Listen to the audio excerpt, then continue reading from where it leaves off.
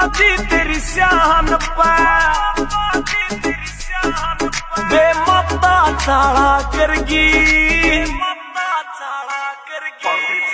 कलम तोड़गी लिखते पूंजी राती वाला करेगी ओ बाबा जी तेरी सियानप बे